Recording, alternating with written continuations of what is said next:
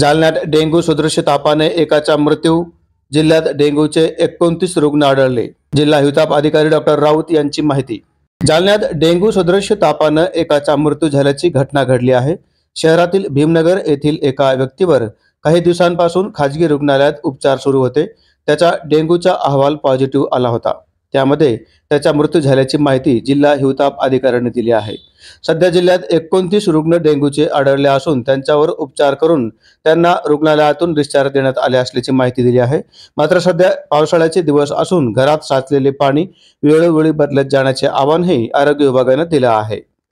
जालना शहरातील गौतम नगर भाग येथील बाबासाहेब अशोक भालेराव वय वर्ष 27 यांचा दिनांक 29 रोजी मृत्यू झाल्याची माहिती आम्हाला आमच्या कार्यालयाला मिळाली होती.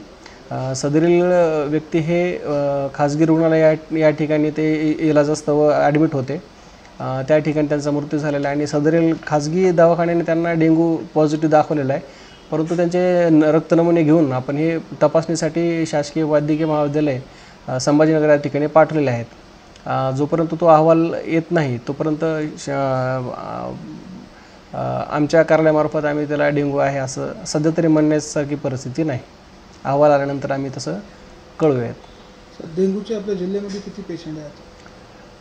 आज रोजीपर्यंत आपल्या जिल्ह्यामध्ये 29 रुग्ण आपल्याला आढळून आलेले आहेत.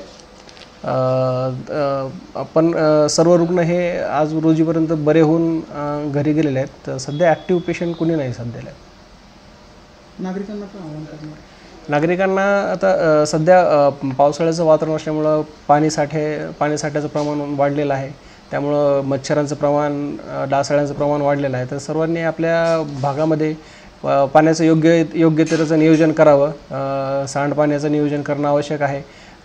जास्त दिवस पाणी साठा करून ठेवणे नसता, अन्यथा त्या पाण्यामध्ये डासाळे वाढून मच्छरांची संख्या वाढून त्याच्यापासून जे होणारे आजार आहेत ते वाढण्याची शक्यता आहे.